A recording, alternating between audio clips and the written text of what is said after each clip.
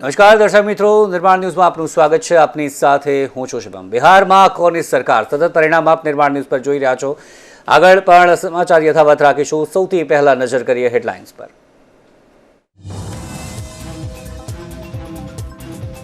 243 બેઠકો માટે મતગણતરી શરૂ. શરૂઆતના વલણમાં એનડીએ આગળ. રાધોપુરથી તેજસ્વી યાદવ લીડમાં.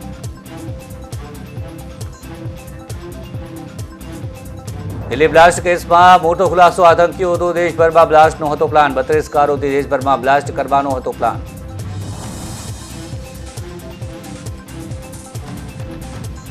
ગુજરાતભરમાં ઠંડીનો ચમકારો. ગુજરાતમાં 18 નવેમ્બર પછી કડકડતી ઠંડી પડશે.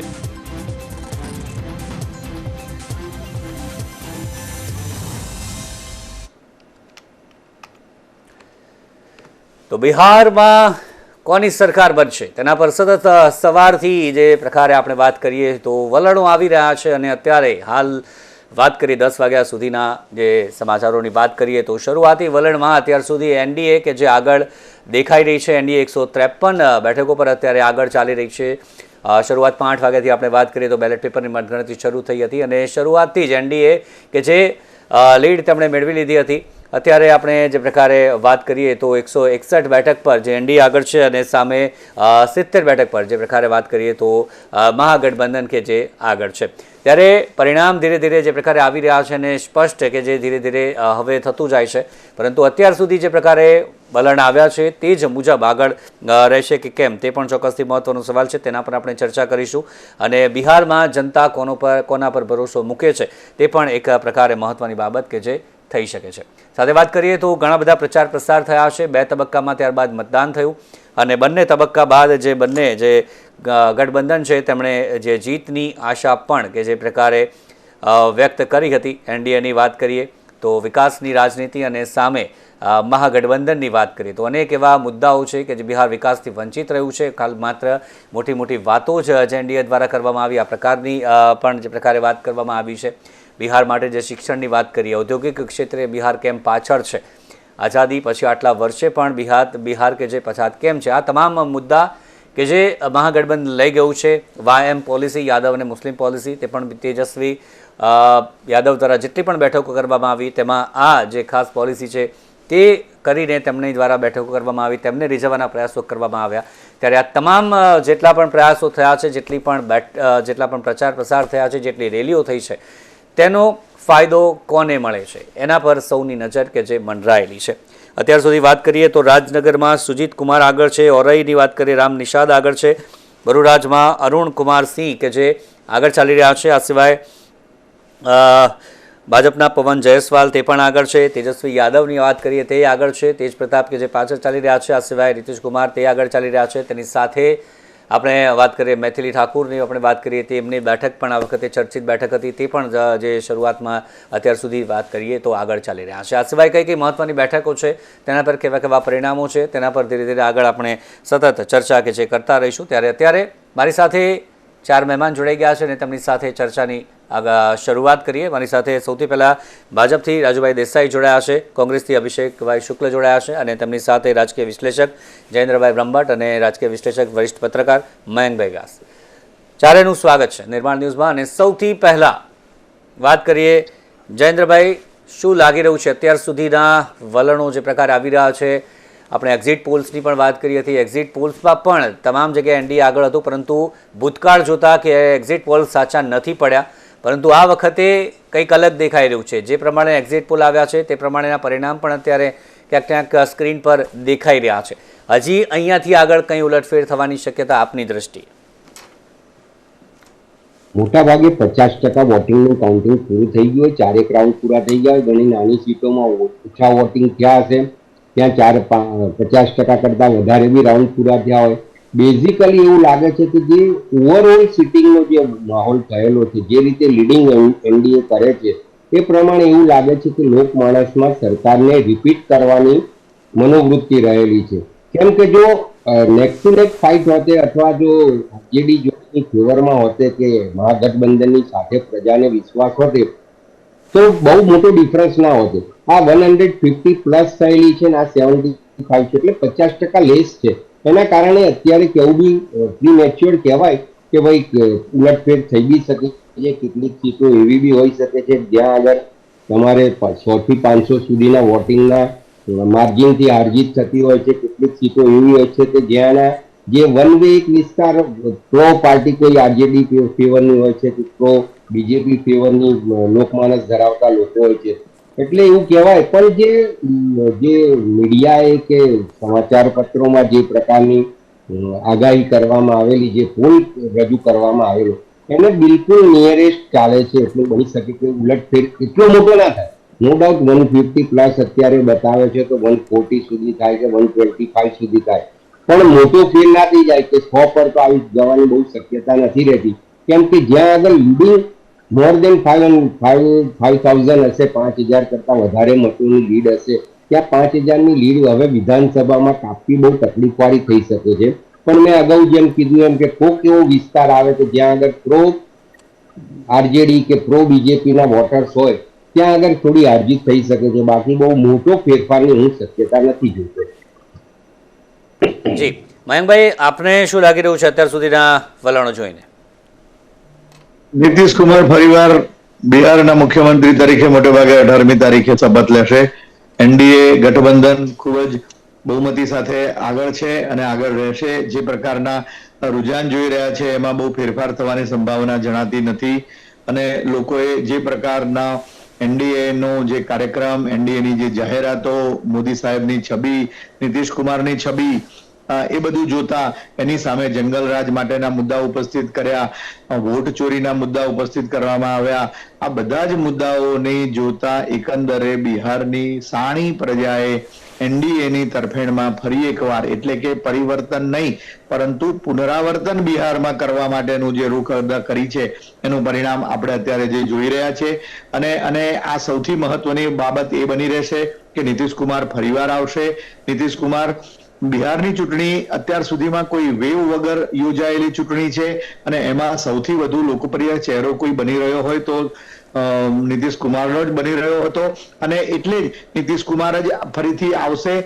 અને અત્યાર સુધીની સ્થિતિએ જોઈએ તો આરજેડીની સૌથી વધુ બેઠકો છે અને એ રીતે 74 બેઠકો છે, ભાજપની 72 બેઠકો છે એનડીએ ગઠબંધનમાં. એટલે એ રીતે પણ થાય. બીજું કે ભાજપ માટે કમ્પલ્ઝન છે કે નીતિશ કુમાર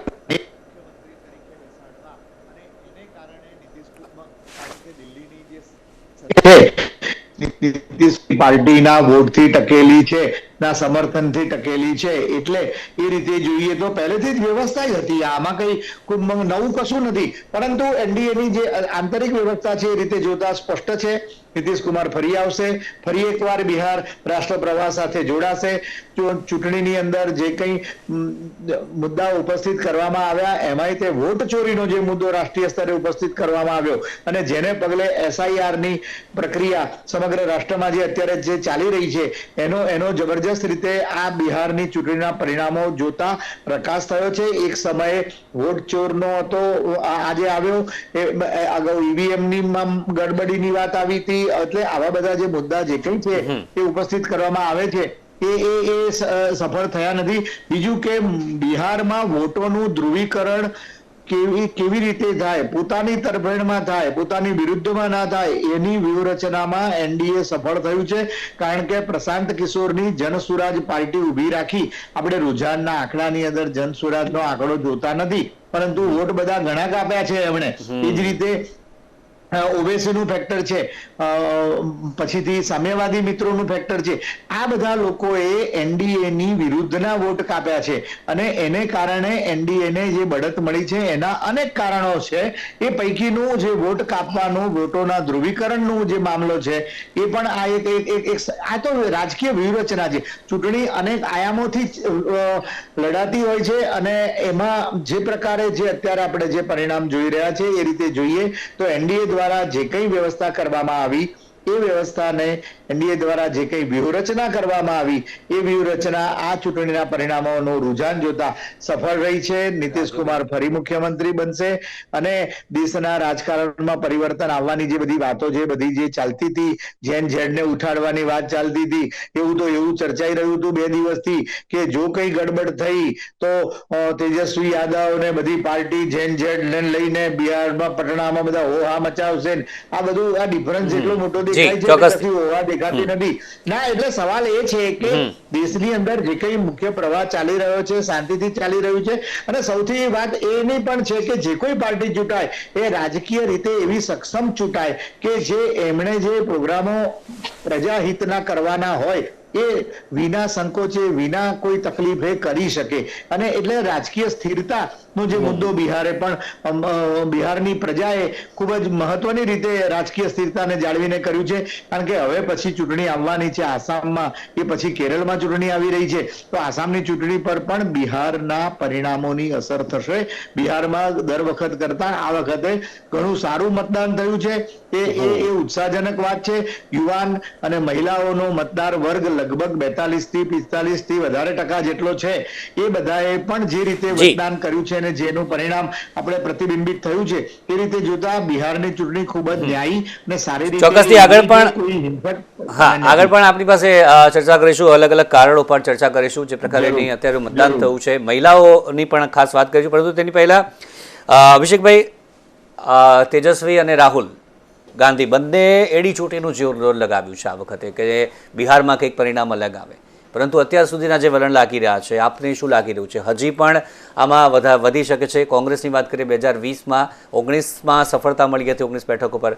અત્યારે આંકડો જે છે તે 12ની આજુબાજુ છે, કોંગ્રેસનો આગળ ચાલી રહ્યો છે, અને સમગ્ર મહાગઠબંધનની વાત કરીએ તો 70ની આજુબાજુ છે.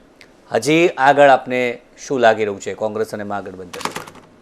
કોંગ્રેસ 2020માં જ્યારે લડ્યા હતા ત્યારે જે સીટો પર લડ્યા હતા અને જેટલી સીટો પર લડ્યા હતા એના કરતાં આ વખતે 60 સીટમાં કોંગ્રેસ કન્ટેસ્ટ કરી રહ્યું છે. અને જે 60 સીટો છે તેમાંથી 23 સીટો તો એવી છે કે જે અત્યાર સુધીમાં કોંગ્રેસ અથવા તો આરજેડી ક્યારેય જીતી નથી શક્યું એવી સીટો છે. એ જે સીટો છે ત્યાં જાતીય સમીકરણો ના કારણે અત્યાર સુધી નીતિશ કુમાર હંમેશા જીતતા આવ્યા છે. જો એ 23 સીટોમાં પણ કોંગ્રેસ ઘણું બધું સારી રીતે પ્રદર્શન કરી રહી છે, અને જો એ 23 સીટોમાંથી પણ ઘણા બધા પરિવર્તિત થતી સીટો, લગભગ હું માનું છું કે 4 સીટો પર તો કોંગ્રેસ અમારી સરકાર ત્યાં જીતવા જઈ રહી છે. એ 4 સીટો જીતવાનું કારણ બી હું તમને પાછળનું બી એક એ જણાવીશ કે ત્યાં જે મલ્લ પ્રજાતિ છે, જે માછીમારોની પ્રજાતિ છે, એમાંની જ એક પ્રજાતિ છે, તેઓના 12% જેટલા 12%ની આસપાસ વોટ બેંક એ લોકોની છે. તેમાં આપણે હાલમાં જ્યારે ચૂંટણી પ્રચાર દરમિયાન પણ આપણે જોયું હશે કે રાહુલ ગાંધીજી માછીમારો સાથે તળાવમાં ઉતર્યા હતા, અને તળાવમાં ઉતર્યા બાદ એમની સાથે સ્વિમ પણ કર્યું હતું, ને એમની લાગણીઓ અને એમની ઇમોશન્સ સાથે અટેચ થવાનો એક પ્રયત્ન કર્યો હતો. જો એ 8% વોટનો ફેરફાર થાય તો મારું સ્પષ્ટપણે માનવું છે કે એ જે 23 સીટો અત્યાર સુધીમાં ક્યારેય કોંગ્રેસ અથવા તો આરજેડી ક્યારેય નથી જીતી શક્યું, એમાં એક સીધો ફેર થઈ શકે એવું મને સ્પષ્ટપણે દેખાઈ રહ્યું છે. બીજી વસ્તુ કે જે યુવાનોની રોજગારની વાત હોય, શિક્ષણની વાત હોય, અથવા તો મહિલાઓના હકની વાત હોય, તો તેમાં 15 વર્ષમાં અત્યાર સુધીમાં એનડીએની સરકાર તદ્દન નિષ્ફળ નીવડી છે એ સ્પષ્ટપણે દેખાઈ રહ્યું છે. માઇગ્રેશન થવું અને યુવાનોનું માઇગ્રેટ થયા પછી ત્યાં પ્રોપર એજ્યુકેશન ન મળવું, ત્યાં પ્રોપર એમને સુવિધાઓ ન મળવી, એમને રોજગાર ન મળવો, આ બધા જ એક મુદ્દાઓ જે ભારતીય જનતા પાર્ટી જૂના એ જ એમના માનસ સાથે ચૂંટણી લડી હતી, કે જે કટ્ટાઓની વાત કરી હતી, જે બીજી બધી આડી અવળી વાતો કરી, અને જે ચૂંટણીના ધ્યાન મુદ્દાઓ પરથી ભટકાવવાનું જે કર્યું હતું, એની અંદર આવનારા સમયમાં આપણે જે રુઝાન જોઈ રહ્યા છે એમાં ક્યાંક ને ક્યાંક પરિવર્તન જોવા મળશે એવું મારું સ્પષ્ટપણે માનવું છે. અને બીજી વસ્તુ કે આપણે આવનારા સમયમાં આપણે આવનારી પેઢીને શું આપવા માંગી રહ્યા છે એ પણ એક આપણે સ્પષ્ટપણે જોવું રહ્યું છે. કારણ કે જે સમય હતો અને હવે આપણે શું સમય લાવવા જઈ રહ્યા છે એ પણ એક મુદ્દો મુખ્ય મહત્વનો છે. અને બીજી રહી વાત કે જ્યારે મહિલાઓની વાત થતી હોય ત્યારે ત્યાં બિહારમાં જોઈએ તો બિહાર ક્રાઇમ રેટમાં ઉત્તર પ્રદેશ પછી બીજા ક્રમ પર છે, અને એ ક્રાઇમ રેટનો આંકડો જો હું તમને કહીશ તો ખૂબ જ મહત્વનો છે, એટલા માટે કે દિવસે ને દિવસે ક્રાઇમ રેટ બિહારમાં પણ વધતું ગયું છે. જ્યારે આપણે જો ડબલ એન્જિનની સરકારની વાત કરતા હોઈએ અને જો વાત કરતા હોઈએ કે સ્થિર સરકાર, તો સ્થિર સરકાર પણ ત્યાં એ જંગલરાજની વાત જો હોય તો એ જંગલરાજ હજી પણ એનું એ જ છે.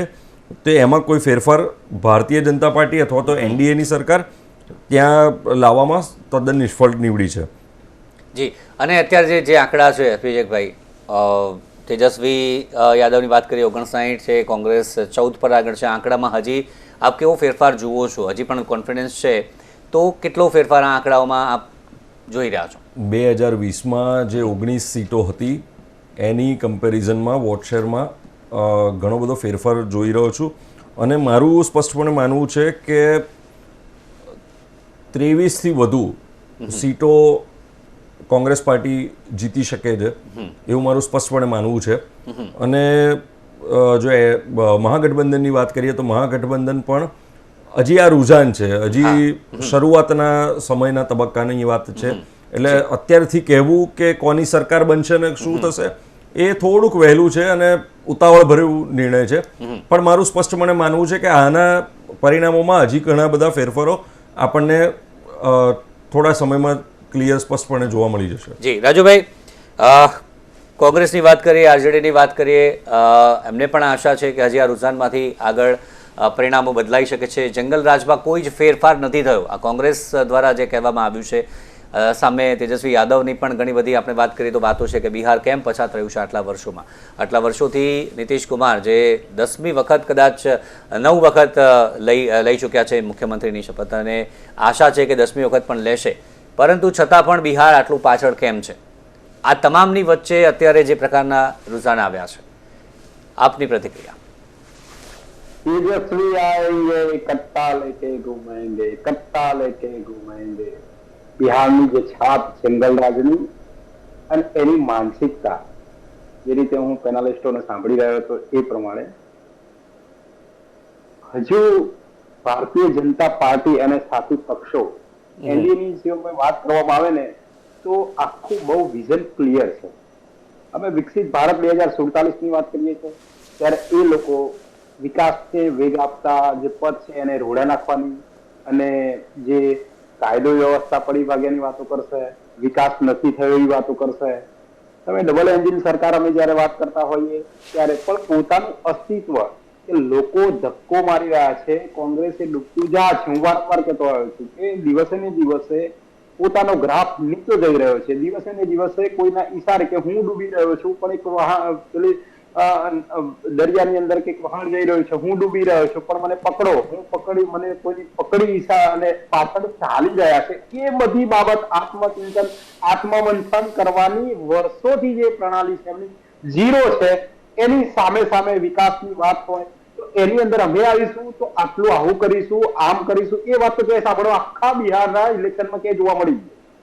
ફક્ત ને ફક્ત કે ભારતીય જનતા પાર્ટીની સરકાર અને એનડીએ સરકાર હોય એ આમ કરે છે, તેમ કરે છે. હજુ એમના મુખ્યમંત્રીનો ચહેરો નથી. અરે ભાઈ તમારી વાત કરો ને, તમે ડૂબતું જહાજ છો, ડૂબી રહ્યા છો, બીજાનો સહારે લાકડીનો ટેકા લઈ અને ચાલી રહ્યા છો. તો આત્મચિંતન, આત્મમંથન કરવાની જગ્યાએ બીજાને દોષી, બીજાની ટીકા કરવી અને પોતાનો ગ્રાફ નીચે જઈ રહ્યો છે. તેમ છતાં પણ હજુ એનડીએ અત્યારે હાલના રૂઝાનો બધી ચેનલો બતાવે છે અને અગાઉ પણ આપણે એક્ઝિટ પોલમાં જોયા.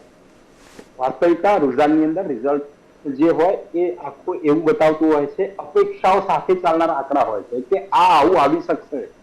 એટલે અમે હું એવું ડંકાની છોડ સાથે કહું છું કે ભારતીય જનતા પાર્ટી અને સાથી પક્ષો એટલે એનડીએની સરકાર બનવા બિહારમાં જઈ રહ્યા છે. 10મી વાર નીતિશ કુમાર ડંકાની છોડ સાથે મુખ્યમંત્રી બનવા જઈ રહ્યા છે.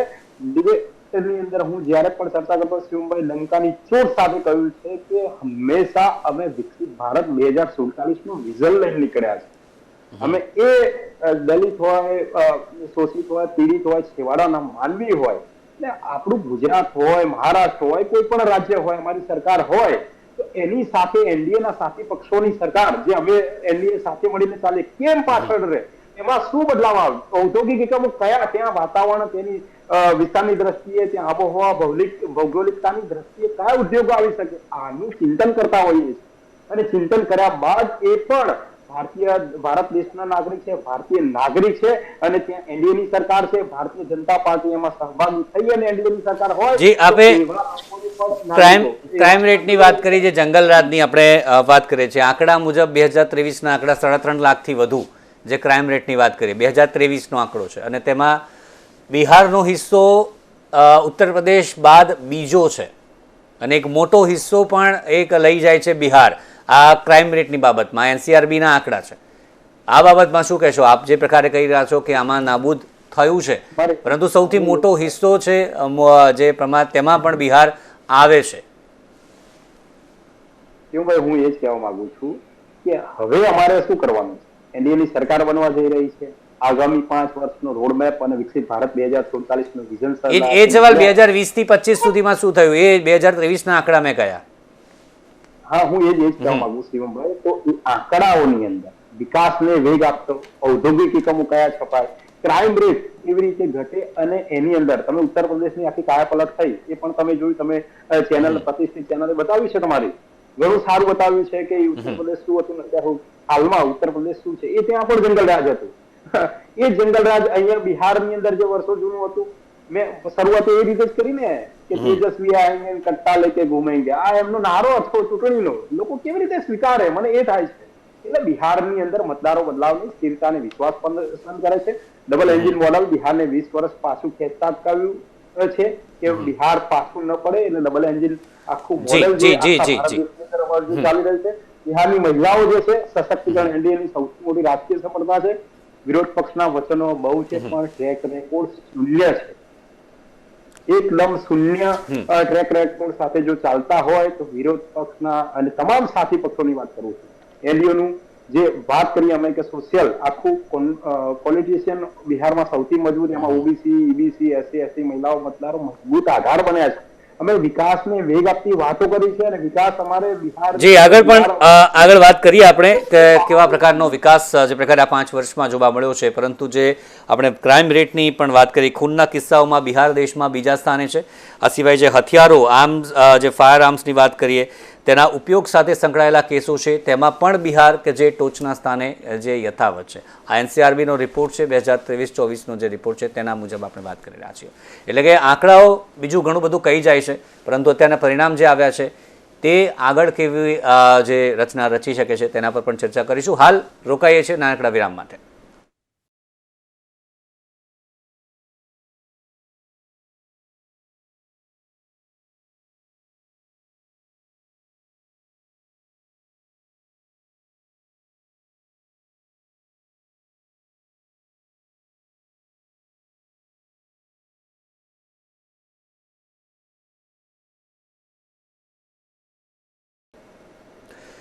તો બિહારની ચૂંટણી અને તેનું પરિણામ તેની વાત કરી રહ્યા છીએ. અત્યાર સુધીનું પરિણામની વાત કરીએ તો એનડીએ કે જે હજી પણ આગળ ચાલી રહ્યું છે 174 બેઠક પર આગળ છે અને સામે જે પ્રકારે મહાગઠબંધનની આપણે વાત કરીએ તો 65 થી 70 બેઠકો પર અત્યાર સુધી આગળ કે જે ચાલી રહ્યું છે.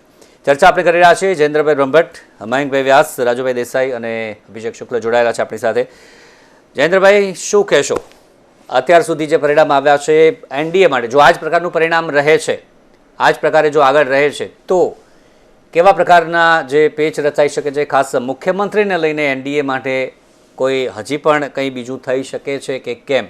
કારણ કે ચહેરો આપણે વાત કરીએ તો એમના નેતૃત્વમાં અમે લડી રહ્યા છીએ, એમના ચહેરા પાછળ ખાલી લડી રહ્યા છે તે વાત કરી છે. પરંતુ અમિત શાહે જે એક વખત પ્રચારમાં પણ કહ્યું હતું કે જે પ્રમાણેનું પરિણામ આવશે ત્યારબાદ નક્કી કરવામાં આવશે. તો શું હોઈ શકે છે આગળની રણનીતિ? ખાસ કરીને શું થઈ શકે છે? છે કે જનતા દળમાં જે નીતિશ કુમારની બિહારની પ્રજામાં જે છાપ છે એ છાપ અકબંધ રહી. ભલે એમની ઉંમરના કારણે કે શારીરિક ક્ષતિના કારણે યાદશક્તિ ઓછી થઈ ગઈ હોય, ત્યાં ભૂલી જતા હોય તો ભૂલ કરી દેતા હોય, પણ એક સારા નેતા તરીકે એમની કપૂરી ઠાકોર, જયપ્રકાશ નારાયણ જેવા એકદમ સિદ્ધાંતવાદી પાર્ટીને વરેલા, ગાંધીવાદી વિચારસરણીને વરેલા એક નેતા તરીકે સામાન્ય લોકોમાં એક એવી છાપ ઊભી થયેલી છે. એટલે ભાજપને કે પ્રજાને ખબર હતી કે નીતિશ કુમારને આગળ રાખીશું તો જ એનડીએમાં રહેશે. કેમ કે ભાજપની જોડે બી 5 નેતાઓ મોટા હતા. એમાં રવિશંકર પ્રસાદ હોય, રાજીવ પ્રસાદ રૂડી હોય, XYZ બીજા બી ઘણા બધા છે.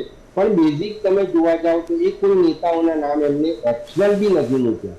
જનતા દળ યુનાઇટેડમાં જે સંગઠન વર્ષોથી ચાલતું આવેલું છે, શરદ યાદવ જેવા નેતાઓ દ્વારા શરૂ કરવામાં આવેલી પાર્ટીની મજબૂતાઈને કારણે નીતિશ કુમાર જેવા નેતાઓ લાંબા સમય સુધી અવારનવાર મુખ્યમંત્રી બન્યા છે. નો ડાઉટ એમને પક્ષપલટુ તરીકે કે પલટુરામ તરીકે ભલે લોકો કહેતા હોય, પણ રાજકારણનો એક નિયમ એ છે કે તમે જ્યાં આગળ સત્તા પ્રાપ્ત થતી હોય ત્યાં આગળ બધા જ જાય. જે શંકરસિંહ વાઘેલા વર્ષો સુધી કોંગ્રેસને ભાળતા હતા, જે આરએસએસના કાર્યકર્તા હતા, એની સાથે કોંગ્રેસે બેસીને સરકાર બનાવી છે, એમને સીએમ બનાવ્યા છે. એટલે રાજકારણમાં સામદામ દંડ ભેદ સાથે દરેક વસ્તુ ફ્રી એન્ડ ફેર થઈ જાય છે. પણ મને એવું લાગે છે કે ટૂંકા સમય માટે પણ આવનારા સમયમાં બીજા રાજ્યોની ચૂંટણી, જેમ કે આસામ છે, બિહારથી નજીક છે, કેટલાક બધા ત્યાંના લોકો બી આસામમાં કામ કરનારા વર્કરો છે ચાના બગીચામાં, એના કારણે એની અસર બીજા સ્ટેટમાં બી થાય. રાજ્યને એક થોડો કડક મુખ્યપ્રધાન સાથે નાયબ મુખ્યપ્રધાનની પોસ્ટની ઊભી કરી અને કોઈક કડક ભાજપનો વિચારસરણીને વળેલો વ્યક્તિને નાયબ મુખ્યમંત્રી બનાવીને સરકાર બનાવી શકે. એટલે પરિસ્થિતિ એવી થશે કે ભલે બહુમતી આવે પણ મુખ્યમંત્રી તો નીતિશ કુમાર રહેશે. અને કદાચ એવું બને કે થોડા સમય પછી, મેં અગાઉ બી આપણી ચેનલમાં કીધેલું છે કે નીતિશ કુમારને ઉંમરના કારણે કે માંદગીના કારણે કોઈક સારું પદ એમની ગરિમાને અનુરૂપ આપી અને એમના દળના કેટલાક નેતાઓ સાથે કોલેબોરેશન કરીને ભાજપ એનો મુખ્યમંત્રી બી બનાવી શકે છે, અથવા નાયબ મુખ્યમંત્રી બનાવીને જનતા દળના મુખ્યમંત્રીને બીજા કોઈ સારા રાખીને જે લાંબા ગાળે એમનું જે ઇફેક્ટ છે, જે વિચારણા છે, જે આજુબાજુના સ્ટેટને અસર કરતી હોય, દેશના અન્ય રાજ્યોમાં અસર કરતી હોય, એવા કોઈ વ્યક્તિને મુખ્યપ્રધાન બનાવી અને સત્તા ચાલુ રાખી શકે એવું મને લાગી રહ્યું છે. જી રાજુભાઈ, એનડીએ બેડામાં કોઈ ટેન્શનની વાત કરી? અત્યાર સુધી આપણે વાત જે પ્રકારના પરિણામ આવ્યા છે, નીતિશ કુમાર જે પ્રકારનું પરિણામ અત્યાર સુધી લાવ્યા છે, મુખ્યમંત્રી સિવાય કોઈ અન્ય જે પદ માટે માનશે ખરા? એ અત્યાર સુધી ચર્ચા ઘણી બધી ચાલી રહી છે. અત્યાર સુધી જે પરિણામ આવ્યા છે તેના કારણ આપને શું લાગી રહ્યા છે, અને પરિણામ આપ્યા બાદ જે ખરું ટેન્શન પરિણામ આવ્યા બાદ એનડીએ માટે શરૂ થશે, આ એક મોટો સવાલ કે જે અત્યાર સુધી થઈ રહ્યો છે. રાજુભાઈ, ભારતીય જનતા પાર્ટી હંમેશા પ્રણાલી રહી છે. ક્યારે કમિટમેન્ટ સાથે માન્ય નરેન્દ્રભાઈ મોદી સાહેબ કે અમિતભાઈ શાહ સાહેબ કે મોદી મંડળ અમારું ક્યારે કમિટમેન્ટ સાથે ક્યારે કોઈ સાથી પક્ષ સાથે અમે કાર્ય કરતા નથી. રિઝલ્ટ પરિણામો આવ્યા અને અત્યારે હાલમાં બિહારમાં આપણે નીતિશ કુમારના નેતૃત્વની અંદર લડી રહ્યા છીએ. આગામી સમયમાં મુખ્યમંત્રી પણ નીતિશ કુમાર જ હશે. અમે વારંવાર કહેતા આવ્યા છીએ, પણ કોઈ પણ બાબત હોય પરિસ્થિતિને આધીન જ્યારે પણ ભારતીય જનતા પાર્ટીની ત્યારે વાત આવે ત્યારે મોદી મંડળનો નિર્ણય શિરોમાન્ય ગણાતો હોય છે. અને ક્યારેય એ રીતે આપણે નીતિશ કુમારની શરતો પણ એટલી પ્રમાણમાં માનવી પડશે ને, કારણ કે જે પ્રકારના પરિણામ જો આવા રહેશે તો ભાજપ માટે મજબૂરી છે એમની વાત માનવી. એની ચોક્કસ કહીશ કે જયારે લોકસભાની વાત હતી અને જયારે ગઠબંધનની વાત હતી લોકસભાની અંદર, ત્યારે પણ પોલિટિકલ પંડિતોને આપણા પ્રતિષ્ઠિત ચેનલો પણ બતાવતા હતા કે નીતિશ કુમાર આમ માગશે, નીતિશ કુમાર એમ કહેશે કે અમને આ મિનિસ્ટર ખાતું આપો, અમને આ ખાતું આપો, સરકારમાં નીતિશ કુમાર આ બધા, એવું ક્યાંય પણ જોવા ના મળ્યું. એટલે મૂળ વિષય એવો છે કે ત્યારે એનડીએ ના સાથી પક્ષો હંમેશા દરેકનું વિઝન એક જ હોય છે. પોતાની વાત, પોતાની સરકાર, પોતાના સ્વાર્થ, પોતાનું પરિણામ એ નહીં, વિકસિત ભારત તરફ આપણે જઈ રહ્યા છે. એની અંદર માન્ય વડાપ્રધાન શ્રી નરેન્દ્રભાઈના નેતૃત્વમાં ભારત દેશ વિકસિત બની રહ્યો છે, મજબૂત બની રહ્યો છે. તો એની અંદર અમે સહભાગી થવા આવી રહ્યા છે. તો એ સહભાગીની અંદર અમારી યથાશક્તિ પ્રમાણે, અમારી શક્તિ પ્રમાણે, દરેક વ્યક્તિની, દરેક સાથી પક્ષોમાં કોઈ પણ નેતાઓની શક્તિ પ્રમાણે એને કરવું જોઈએ. દરેક પક્ષની કે દરેક વ્યક્તિની આવી ઈચ્છા હોય તો એનું સાથે બેસીને એની સમન્વય મોવડી મંડળ સાથે બેસીને ચર્ચા કરી અને વિકસિત ભારત તરફ બિહારના વિકાસમાં શું થઈ શકે, બિહાર અગ્રેસર કેવી રીતે આવી શકે, એ કદમ મિલાવી અને એવી રીતે પરિસ્થિતિ આધીન દરેકને સત્તા આપવામાં આવતી હોય. અને ભાજપને કેટલો વિશ્વાસ છે કે નીતિશ કુમાર આ વખતે કોઈ પલટો નહીં કરે? કેટલો વિશ્વાસ આપ કહી શકો છો અત્યારે રાજુભાઈ? શિવમભાઈ, જયારે પણ રાજકારણની ભાષા હંમેશા રહેલી છે કે ક્યારે પરિસ્થિતિ કોઈ પણ ભારતીય જનતા પાર્ટી હંમેશા વારંવાર કહેતો હોય છે કે વિકાસ પુરુષ આપણે માનીએ છીએ, વૈશ્વિક નેતા, લોકપ્રિય નેતા માનનીય નરેન્દ્રભાઈના નેતૃત્વમાં આખો ભારત દેશ મજબૂત બની રહ્યો છે, એક વિશ્વ લેવલે આખી ઓળખ ઉભી થઈ છે. ત્યારે સાથી પક્ષો પર એની અંદર સહભાગી થાય, ક્યાંક પોતાના વિચારો ન મળે ત્યારે કોઈ બદલાવ આવતો હોય એવું રેડ ઓફ. એટલે ભારતીય જનતા પાર્ટી હજી પણ શ્યોર નથી એમના માટે કે નીતિશ કુમાર અમારી સાથે જ રહેશે. તમે અર્ગત ઊંધું કરો.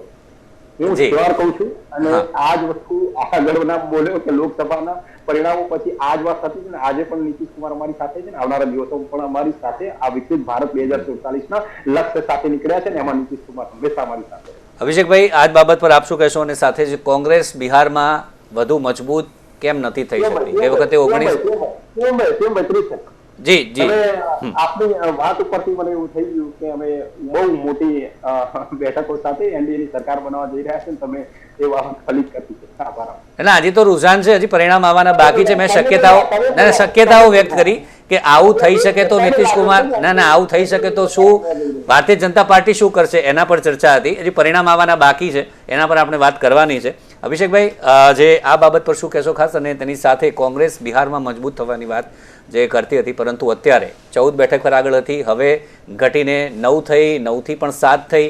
શા માટે બિહારમાં કોંગ્રેસ આગળ નથી આવી શકતી? બિહારમાં કોંગ્રેસ પહેલેથી ચોથી પાર્ટી જ રહી છે, કેમ કે ત્યાં સ્થાનિક રાજકારણ આખું સ્થાનિક મુદ્દાઓ પર લડાતું રાજકારણ છે. જો ત્યાંના પોલિટિક્સની આપણે વાત કરીએ તો બિહારમાં જાતિગત અને જ્ઞાતિગત આ સમીકરણો ખૂબ જ મોટા ભાગ ભજવી જાય છે. MY ફેક્ટર સાથે સાથે એમાં પણ દલિત ફેક્ટર, અને ભારતના ઘણા બધા રાજ્યોમાં દલિત શબ્દ આપણે વાપરતા હોઈએ છીએ, પણ બિહાર માટે સ્પેશિયલી મહાદલિત એક જ્ઞાતિ માટે વપરાય છે, અને એ જ્ઞાતિનું ત્યાં સમીકરણ ખૂબ જ મોટા પ્રમાણમાં છે, અને તેના કારણે જ નીતિશ કુમાર અત્યાર સુધી ચૂંટાતા આવ્યા છે. જે મહાદલિત અને મહિલાઓ આ બંને સમીકરણના કારણે નીતિશ કુમારને ઘણો બધો લાભ થાય છે અને થતો આવ્યો છે.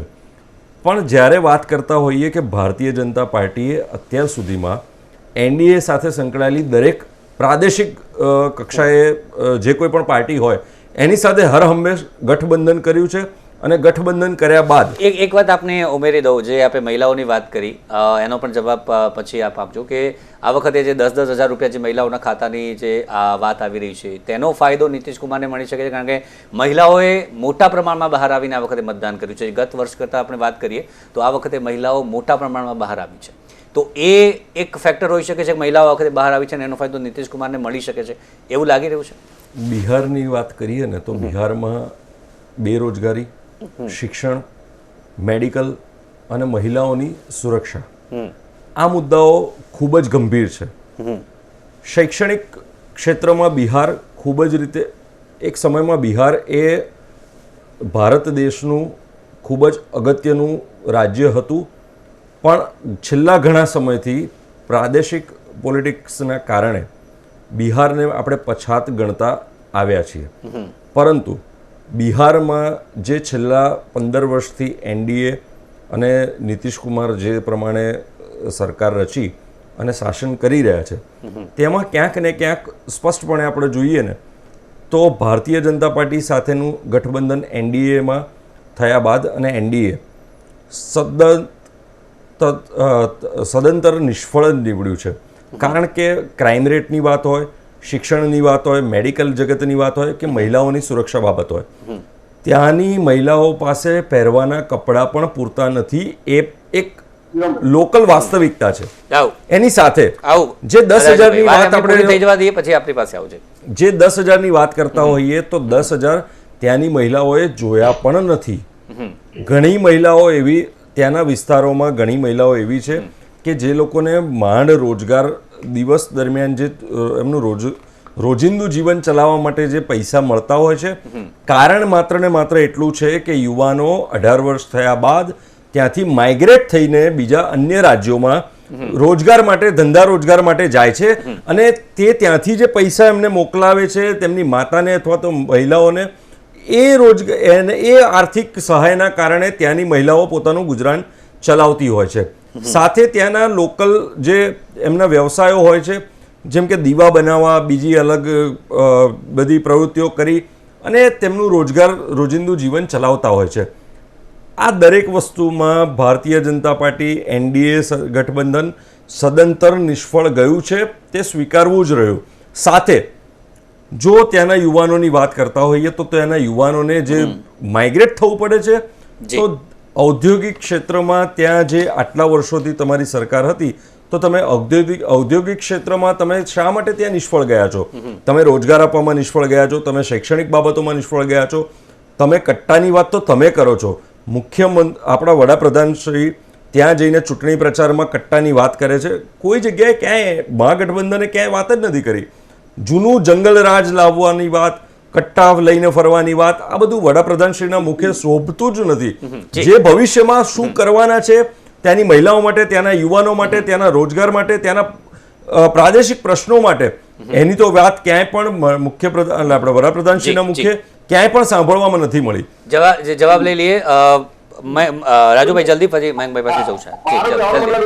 આત્મચિંતન મંથન નહીં, હજુ રિઝલ્ટ સ્પષ્ટ આવી રહ્યું છે. એનડીએ તરફ સરકાર બની રહી છે. તો કે નિષ્ફળ, શું નિષ્ફળ? આ રિઝલ્ટ બતાવે છે કે તમારે શું કરવાનું, તમારું વિઝન શું છે એ જનતા જોવા માંગે છે. એની જગ્યાએ તમે નિષ્ફળતાઓની સરકારની વાતો કરો તો પરિણામની અંદર તમે, અરે જનતા હંમેશા જાગૃત હોય છે અને મતના માધ્યમથી જ પોતાના વિચારો આપતા હોય છે. સાહેબ, મને કહેતા શરમ આવે, આ કોંગ્રેસના જે પણ બેઠા છે એમણે મહિલાઓ નિવસ્ત્ર ફરે છે એવી જાહેરમાં વાત કરી, કપડા પહેરવા નથી. તો ક્યાંય જોયું તમે બિહારની અંદર ક્યાંય ચેનલ ઉપર કે કોઈ ટીવીના સોશિયલ મીડિયામાં કે નિવસ્ત્ર મહિલા આપણી બેન દીકરીઓ ફરતી એવું? જી, આપણે મયંકભાઈ પાસે જી મયંકભાઈ, માનસિકતા તો જો આ લોકોની ઘર કરી ગઈ. મયંકભાઈ, આક્ષેપો અત્યારે જે પ્રકારના થઈ રહ્યા છે, આક્ષેપો જે થઈ રહ્યા છે, મયંકભાઈ આપે તમામ વાત સાંભળી. જે મહિલાઓ મુદ્દે ખાસ કરીને અત્યારે ચર્ચા ચાલી, જે અભિષેકભાઈએ જણાવ્યું કપડા બાબતે, સાથે જ રાજુભાઈએ પણ એમને જે પ્રકારે જવાબ આપ્યો. આપની દ્રષ્ટિએ મહિલાઓ આ વખતે જે પ્રકારે બહાર નીકળી છે, વોટ આપવા માટે વધુ પ્રમાણમાં બહાર નીકળી છે, એનું એક કારણ આપના મતે શું હોઈ શકે છે અને સીધો લાભ કોને થઈ શકે છે? મહિલાઓ માત્ર બિહારમાં જ નહીં પણ છેલ્લા કેટલાક સમય દરમિયાનમાં જે કોઈ રાજ્યમાં અને રાષ્ટ્રીય સ્તરે ચૂંટણી જે થઈ રહી છે એ ચૂંટણીની અંદર મહિલા મતદારો ખૂબ જ નિર્ણાયક ભૂમિકામાં અત્યારે જોવા મળી રહી છે. અને એનું કારણ રોજગારીની વાત છે, સ્ત્રી નારી સશક્તિકરણની વાત છે, અને મહિલાઓને એવું લાગી રહ્યું છે કે આ પાર્ટીને વોટ આપવામાં આવશે તો અમારું ભવિષ્ય વધારે સારું થશે, એવો એક ભરોસો પડી રહ્યો છે, એટલે વોટ આપે છે. બાકી મહિલાઓનું મતદાન આ બિહારની ચૂંટણીમાં ખૂબ જ નોંધપાત્ર છે. યુવાનો, મહિલાઓ એ બંને સમુદાયનું વોટ જે મળ્યો છે, અને આપણે જે રુઝાન જોઈ રહ્યા છે એમાં એનડીએ ગઠબંધનની તરફેણમાં જે રીતે ઘણા ડિફરન્સ સાથે આ જે પરિણામ આપણે જોઈ રહ્યા છે, તો એ દર્શાવે છે કે જે સમુદાય જે છે, બેટર હાફ જે કહે છે, અને સમાજનો એક એવો મજબૂત અડધો સમાજ જેને કહી શકાય એવો વર્ગ, એમાં એ આવેલી જાગૃતિનું પરિણામ છે.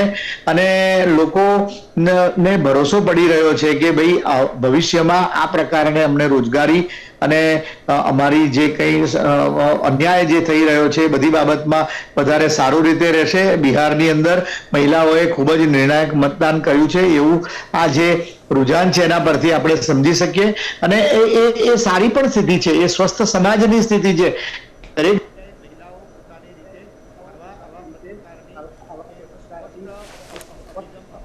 મયંકભાઈ, આપણો અવાજ નથી આવી રહ્યો. આપનો અવાજ જી મહિલાઓ પોતાની રીતે ફોન આવી ગયો એટલે મહિલાઓ પોતાની રીતે ખૂબ જ પોતાનું સ્પષ્ટ મત વ્યક્ત કરી રહી છે, અને એ સારી પણ નિશાની છે. અને એક વસ્તુ છે કે લોકોને ભરોસો પડ્યો છે, અને જે ભરોસો પડી રહ્યો છે એ સૌથી મહત્વની બાબત છે કે ભરોસો પડી રહ્યો છે. અને એ ભરોસો અત્યારે આગળ એટલા માટે જઈ રહ્યો છે કે બિહાર પોતાને રાષ્ટ્રીય પ્રવાહમાં જોડવા માંગી રહ્યું છે. અને બિહારની જે આખી જે ચૂંટણીનું પરિણામ સ્પષ્ટ રીતે છે.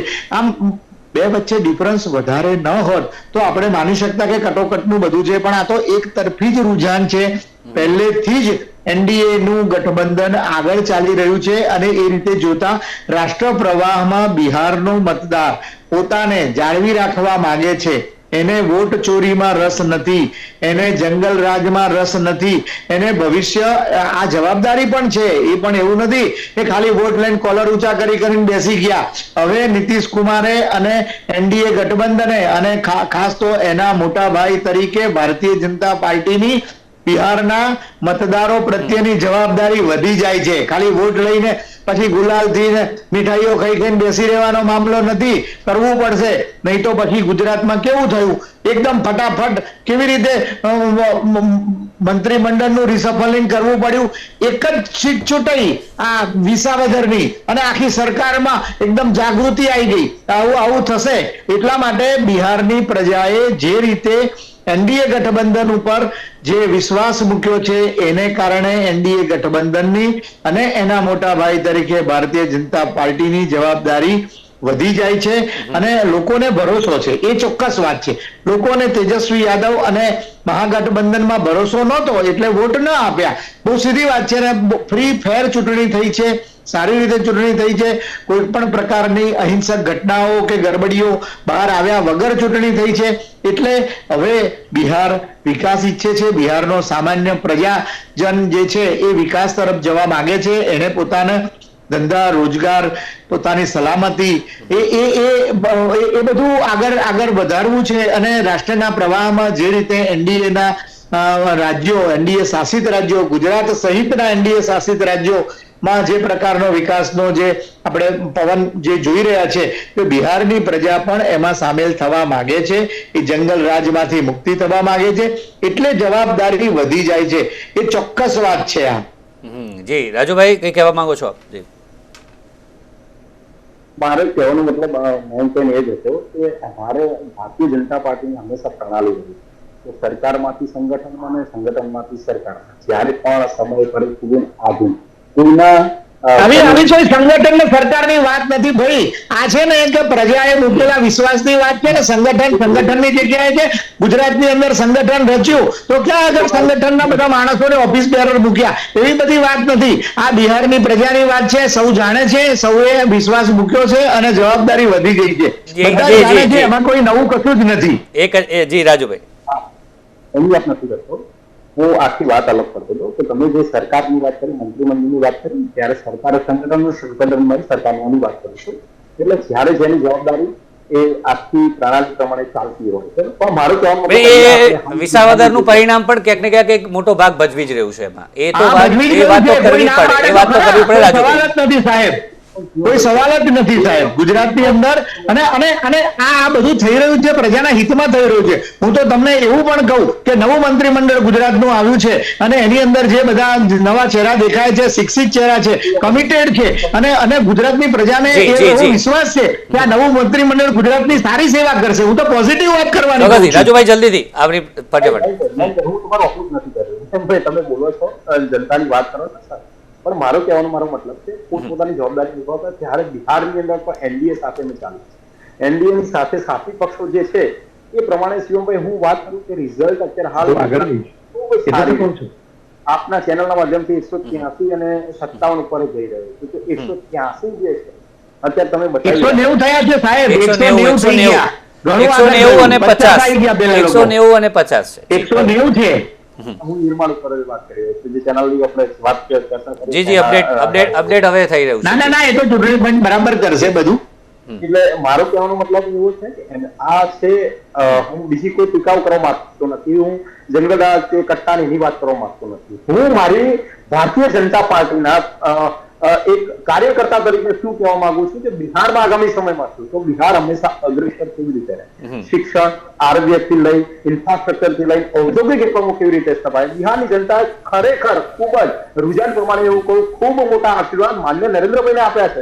અને નરેન્દ્રભાઈને વડાપ્રધાન તરીકે એક મજબૂત વૈશ્વિક લોકપ્રિય નેતા છે માન્ય નરેન્દ્રભાઈ. ભારતનું ગૌરવ છે એ અમે જાણવા માટે વિકસિત ભારતના વિઝન તરફ જે વાયદા 10 સેકન્ડ એટલે વિકસિત ભારત 2047 ના સંકલ્પ સાથે નરેન્દ્રભાઈ જયારે નીકળ્યા છે અમે સહભાગી થવા બિહારની જનતા જઈ રહી છે અને બિહારના જનતાએ આજે એ ફલિત કરીને બતાવ્યું છે કે નરેન્દ્રભાઈ. અભિષેકભાઈ ટૂંકમાં ફટાફટ આપે જે મહિલાઓની વાત કરી કે એમને પહેરવા માટે કપડા માટે પૈસા નથી, જે આપે વાત કરી, ખાસ કરીને 10,000 રૂપિયા નથી પહોંચ્યા, એ માત્ર એક જુમલો આપ્યો હતો એ વાત કરી, છતાં પણ આ પરિણામ આવું કેમ દેખાઈ રહ્યું છે? જલ્દીથી. ક્યાંક ને ક્યાંક આપણે જોઈએ તો મહિલાઓની બાબતમાં મારો કહેવાનો મતલબ સ્પષ્ટ એટલો જ છે કે ત્યાંની મહિલાઓ પાસે પહેરવા પૂરતા કપડાં પણ પહોંચતા નથી. એટલી હદ સુધીની ત્યાં ગરીબી અને તકલીફ આ છેલ્લા 15 વર્ષમાં ભારતીય જનતા પાર્ટીની એનડીએ સરકાર હોવા છતાં પણ જો એ સ્તરને ઉપર ન લાવી શકતા હોય તો પછી આ પરિણામો જે દેખાઈ રહ્યા છે એ પરિણામો કંઈક વિપરીત દેખાઈ રહ્યા છે. બીજી વસ્તુ કે ભારતીય જનતા પાર્ટી તો હાલમાં પણ ક્યાંક ને ક્યાંક બોડૈયો મારવામાંથી અને મોટેથી બોલવામાંથી જ ઊંચી આવવાની નથી. બીજી વસ્તુ કે પરિણામની વાત કરીએ તો પરિણામ હજી સ્પષ્ટ થયા નથી. પરિણામ સ્પષ્ટ થશે ત્યારે આપણે મૂળરૂપથી જોઈશું. હા, ક્યાંક ને ક્યાંક હાર હતી હશે, જીત થતી હશે. તે એક હાર જીત એ પછીની વસ્તુ છે, પણ સ્પષ્ટપણે માનવું છે કે અત્યારે ત્યાં હાલમાં જે પરિસ્થિતિ છે એ પણ એક સ્વીકારવી જરૂરી છે કે મહિલાઓની વાત હોય કે શિક્ષણની વાત હોય કે રોજગારની વાત હોય. તો આ પરિણામ ના કહીએ, અત્યાર સુધીના જે છે તેનું કારણ આપને શું લાગી રહ્યું છે? કેમ અત્યારે 190 અને 50નો આંકડો છે?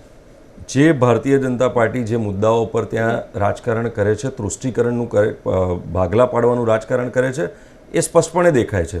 અને એના કારણે જ આ જે આંકડાઓમાં ફેરફાર આપણે જોઈ રહ્યા છે તે જોઈ રહ્યા છે. સ્વરાજ પાર્ટી જે છે તે કોને માટે, પ્રશાંત કિશોરની પાર્ટી કોને નુકસાન કરશે? એ મહાગઠબંધનને નુકસાન કરવા માટે એમની બી ટીમ જ છે. શા માટે અત્યારે પ્રશાંત કિશોર ક્યાંય ચૂંટણીની છેલ્લે સુધી પ્રચાર કર્યો અને છેલ્લે સુધી ચૂંટણી ન લડવાનું ડિસિઝન છેલ્લી ઘડીએ તેમણે લીધું? માત્ર ને માત્ર ભારતીય જનતા પાર્ટીમાંથી આવેલા ઉમેદવારો, એટલે નારાજ ઉમેદવારોને પ્રશાંત કિશોરે ચૂંટણીમાં ઊભા રાખ્યા. બીજી વસ્તુ કે પ્રશાંત કિશોર પાસે ફંડ આવે છે ક્યાંથી? પ્રશાંત કિશોર જ્યાં જ્યાં પણ ગયા છે ત્યાં નુકસાન જ માત્ર કર્યું છે. એ જોયું છે અને એ સ્પષ્ટપણે દેખાય છે અને ભારતીય જનતા પાર્ટીને જ ફાયદો થયો છે. જયેન્દ્રભાઈ જે વાત આવું જયેન્દ્રભાઈ રાહ જોઈ રહ્યા છે. ફટાફટ આપની પ્રતિક્રિયા. જે એટલા સુધી ચર્ચા થઈ તેમાં અને અત્યાર સુધીના પરિણામ, હવે કોઈ ફેરફાર થવાની આપણે કેટલી આશા છે? જલ્દીથી. જો રાજકીય પક્ષના દરેક પ્રવક્તાઓને કે એનાલિસ્ટોને બહુ સ્પષ્ટ કહેવાની જે કહેવાય ને કે ભાવના હોતી જ નથી. તમે વિચાર કરો કે 15 વર્ષના એનડીએની શાસનની વાત કરે છે તો એના આગલા 15 વર્ષ લાલુ યાદવે કર્યા, બરાબર? મૂળ ખાટલે ખોડ એ રહેલી છે કે રાજકીય પાર્ટીઓ જોડે નેતાઓ નથી રહ્યા એવા વિરોધ કરી શકે. નરેન્દ્રભાઈ કે અમિતભાઈ કે નીતિશ કુમારનું જે ફેક્ટર કામ બિહારમાં કર્યું છે, બિહારમાં શિક્ષણ 100% સારું સુધર્યું છે. એનું એક કારણ હું તમને કહી શકું કે આઈએએસ ના આઈપીએસ અધિકારી તરીકે લાંબા સમય સુધી સૌથી વધારે અધિકારીઓ બિહારમાંથી આવ્યા. એ લોકો જે રિટાયર થયા છે એમણે બી કામ કર્યું કે ત્યાં આગળ એમને બતાવ્યું બીજા સ્ટેટમાં તમે આ કારણથી જે જંગલ રાજને ચલાવ્યું એના કારણે લાલુ યાદવની સૌથી મોટી ખોડ એ જ રહી કે એક પરિવારવાદ ચલાવ્યો, એક જંગલ રાજ ચલાવ્યું. તમને માનશો નહીં, બિહાર એટલે પટનામાં એક સમયે સાંજના 5 વાગ્યા પછી કોઈ પણ લેડીઝ ઘરની બહાર નથી નીકળી શકતી, રોડ પર ખરીદી કરવા નથી જઈ શકતી. એમાં આજે મુંગેરથી 30 કિલોમીટર દૂર મહિલા શિક્ષક 30 કિલોમીટર દૂર શિક્ષણ આપતા એટલે સ્કૂલમાં નોકરીમાં જઈ રહી છે. તમે કમ્પેરિઝન કરો કે લોકો આ વસ્તુ જુએ છે, નાની નાની વાતને બહુ ધ્યાન રાખે છે. જેમ મયંકભાઈએ કીધું કે વિસાવદનની ચૂંટણી પછી સરકારને પરિવર્તન આવ્યું. આ રાજકીય પક્ષોની પ્રાથમિક ફરજમાં આવે છે કે પ્રજા શું ઈચ્છે છે અને પ્રજાને શું ગમે છે અને પ્રજાના હિતમાં શું છે. તમે જ્યાં સુધી પ્રજા હિતના નિર્ણય નહીં કરો, પ્રજાને ગમે એવા નિર્ણય નહીં કરો, ત્યાં સુધી તમે ભલે બહુમતીથી એકવાર સરકાર ચલાવી લો, સરકારમાં રહો, પરંતુ તમારો આખરે તમારો અંત બહુ ખરાબ આવે છે. તમે જુઓ કે કોંગ્રેસ જેવી રાષ્ટ્રીય પાર્ટી કે જેની જોડે બિહારમાં એક સમય જગજીવન રામ જેવા, એલએન મિશ્રા બંધુઓ જેવા કદ્દાવર નેતાઓ હતા, આજે કોંગ્રેસ ડબલ ડિજિટ નથી જઈ શકતી.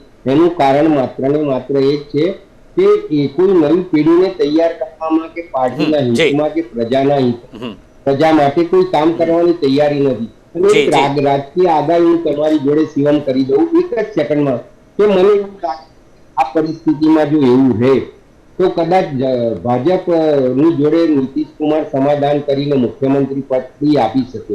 જી રાજુભાઈ ફટાફટ 10 સેકન્ડ ફટાફટ જલ્દી. મને આંસુ એટલા માટે આવતું હતું કે લોકો આવું રિઝલ્ટ હોય ને એ દિવસે પછી કારણો કાઢે કે હવે શું આવશે, પણ ઈવીએમ બચી ગયું, હવે પ્રશાંત કિશોર ચાલુ થયા છે એટલે આ લોકોનો એજન્ડા હોય કે આવું રિઝલ્ટ આવે તો એના ગ્રુપમાં કે વોટ એવર જે રીતે મેસેજ કરતા હોય કે હવે પ્રશાંત કિશોરનું ખીચડું ફોડવાનું ચાલુ કરો, ઈવીએમ આજે ના લાવતા. કારણ કે ઈવીએમ આપણે બહુ એને તો બહુ ટીકાઓ કરી ઇલેક્શનની અંદર, એટલે ઈવીએમ અત્યારે બચી ગયું છે. હવે ચોક્કસ